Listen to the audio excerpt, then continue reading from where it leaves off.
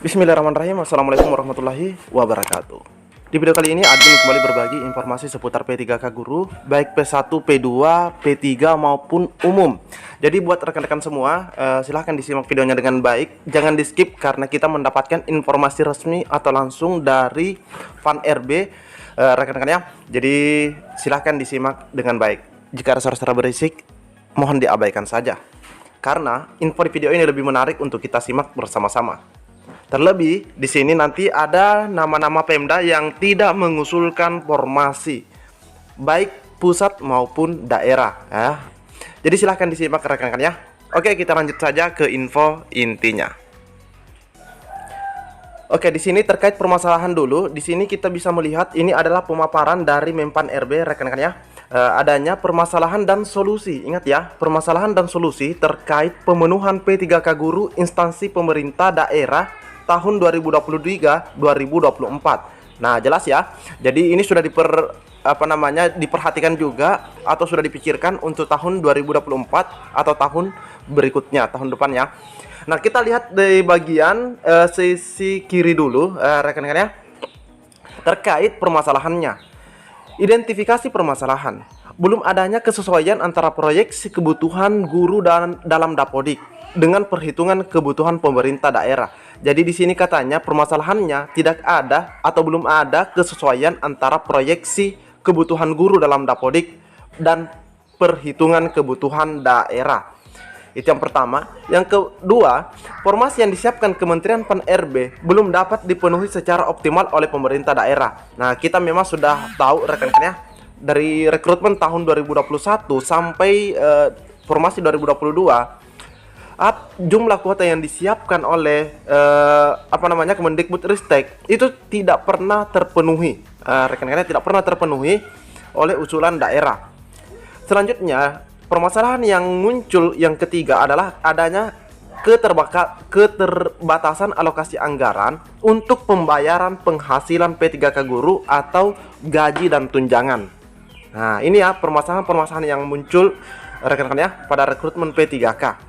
Selanjutnya, Menpan RB di sini mengemukakan 3 solusi juga.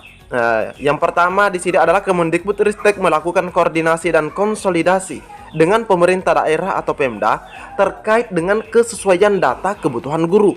Berapa sebenarnya kebutuhan guru yang memang dibutuhkan dan pastinya anggaran atau gajinya tercukupi. Nah, ini terkait kebutuhan dulu. Selanjutnya adalah mendorong pemerintah daerah melalui Kemendagri. Nah, di sini diikut sertakan Kementerian Dalam Negeri, Kemendikbudristek untuk mengoptimalkan usulan pemenuhan kebutuhan guru. Nah, mungkin karena adanya korelasi antara pemerintah daerah dengan Kemendagri sehingga Kemendikbudristek meminta bantuan atau mendorong Kemendagri terkait rekrutmen ASN P3K ini ya, di mana permintaannya di sini untuk mengoptimalkan usulan pemenuhan kebutuhan guru. Yang terakhir terkait keterbatasan alokasi, di sini di solusi ketiga adalah pemberian penghasilan P3K Guru perlu dilakukan koordinasi antara Kemendagri, Kemenkeu dan Kemendikbudristek. Jadi ini solusi yang diberikan oleh Kemenpan RB atau Pan RB kepada kementerian terkait. Nah, di sini kita lihat ada 3 kementerian, yaitu ada Kemendagri, Kemenkeu dan Kemendikbudristek. Ya, rekan-rekan ya. Nah, jadi di sini adalah solusi masing-masing permasalahan seperti di sini kita lihat. Nah, ini adalah masing-masing solusi yang telah diberikan oleh Pan RB. Nah, selanjutnya kita bisa melihat di sini terkait arah kebijakan pengadaan ASN tahun 2023. Nah, kebijakan di sini kita lihat ada 4 rekan-rekan ya. Nah, ada 4, bahkan di sini diberikan masing-masing warna. Yang pertama adalah fokus pada pelayanan dasar. Fokus pada pelayanan dasar yaitu guru dan tenaga kesehatan, karena itu merupakan suatu pelayanan dasar. Nah, rekan-rekan ya. Itu arah kebijakan pertama. Yang kedua, memberi kesempatan untuk rekrutmen talenta digital dan data scientist secara terukur. Yang ketiga, nah ini kebijakan yang ketiga adalah merekrut CPNS atau calon pegawai negeri sipil dengan sangat selektif. Nah, kita tahu rekan-rekan ya, ada beberapa beberapa waktu yang lalu ya, ada beberapa orang yang sempat ingin melakukan ya kecurangan dalam rekrutmen CPNS tersebut. Nah, namun ditemukan itu menandakan bahwa rekrutmen tersebut sudah sangat selektif ya rekan-rekan ya, terkait dokumen-dokumennya dan pelaksanaannya. Yang keempat adalah mengurangi sedapat mungkin rekrutmen jabatan yang akan terdampak oleh transformasi digital. Artinya, jabatan-jabatan yang tidak semestinya ada lagi itu tidak direkrut lagi orangnya rekan-rekan ya, karena bisa saja digunakan lagi dikerjakan lagi oleh teknologi. Artinya manusia bisa digantikan oleh teknologi. Seperti itu maksudnya. Jadi di sini jadi di sini ada kalimat mengurangi sedapat mungkin. Nah, seperti itu rekan-rekan ya. Meskipun sebagaimana canggihnya, tapi ada juga pekerjaan-pekerjaan yang memang tidak bisa digantikan oleh robot seperti itu. Terkait kebutuhan. Nah, di sini terkait kebutuhan ASN nasional pada tahun 2023. Secara total kita lihat di sini adalah 1.030.751. Namun kita lihat di sini ada tiga, ada pusat, ada daerah.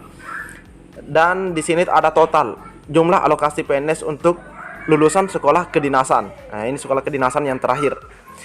Kita lihat di bagian pertama, ini di bagian pusat. CPNS dosen ada 15.000 lebih, tenaga teknis 18.000 lebih. Terus P3K dosen ada 6.000 lebih, P3K tenaga guru 12.000 lebih, kesehatan 12.700 lebih. Terus tenaga teknis 15.205. Jadi untuk kebutuhan P3K tenaga guru pusat itu ada 12.000 rekan-rekan ya. Sedangkan di daerah di sini dibutuhkan adalah 580.000 sekian. Kesehatan yang dibutuhkan 327.000 sekian, dan teknis 35.000 sekian. Yang terakhir adalah sekolah kedinasan 6.259. Totalnya ada 1.030.751. Nah, terkait kebutuhan dari daerah, kebutuhan P3K guru daerah dan pusat ini, kita bisa melihat di sini rekan-rekan ya. Nah, di sini ada daftar instansi pemerintah yang tidak. Nah, di sini yang tidak mengusulkan formasi ASN tahun 2023. Nah, baik CPNS maupun P3K. Di sini kita lihat di instansi pusat ada 6. Ada Kementerian Koordinator Bidang Kemaritiman dan Investasi. Yang kedua, ada Badan Standarisasi Nasional atau BSN. Ada di sini di nomor ketiga BMKG. Di sini ada keempat kepaniteraan, yang kelima Badan Nasional Pencarian dan Pertolongan BNPB, yang terakhir adalah Ombudsman. Nah, di sini tidak mengusulkan formasi ASN.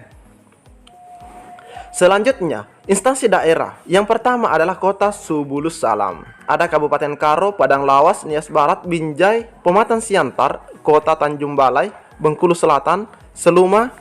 Sampai di nomor 22 ada Kabupaten Gorontalo. Bahkan di sini kita lihat ada satu provinsi di nomor 15 adalah Provinsi Banten. Di nomor 23 ada pemerintah Kabupaten Poso, Takalar, Kota Palopo, Muna Barat, Gianyar, ada Provinsi Papua, ada Kabupaten Puncak Jaya, Paniai, dan seterusnya. Dan di nomor 42 Provinsi Papua Selatan, 43 Papua Tengah, 44 Papua Pegunungan, 45 adalah Provinsi Papua Barat Daya. Jadi di sini ada 45 daerah dari provinsi kabupaten kota yang tidak mengusulkan. Rekan-rekan ya, jika dijumlahkan ini ada 51 totalnya instansi pusat dan daerah yang tidak mengusulkan formasi. Ini berdasarkan data per 10 Mei. Nah, ini cut off 10 Mei 2023 terkait statistik usulan formasi tahun 2023. Jadi yang sudah mengusulkan per 10 Mei. Di sini kita lihat untuk teknis pusat itu. Nah, di sini pusat mengusulkan CPNS 18.695 untuk teknis, sedangkan daerah 0. Selanjutnya untuk P3K, pusat mengusulkan 100.000 sekian dan daerah 79.000. Ini untuk teknis. Selanjutnya untuk guru. Nah, kita tahu guru itu cuma untuk P3K saja. Nah, di sini P3K untuk pusat ini guru ya, hanya 169. Padahal jumlahnya tadi ada 12.000 kalau tidak salah ya.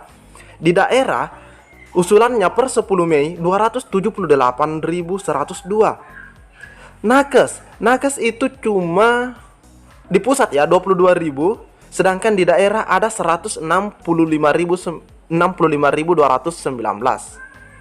Selanjutnya dosen di sini rekrutmennya ada CPNS dan P3K.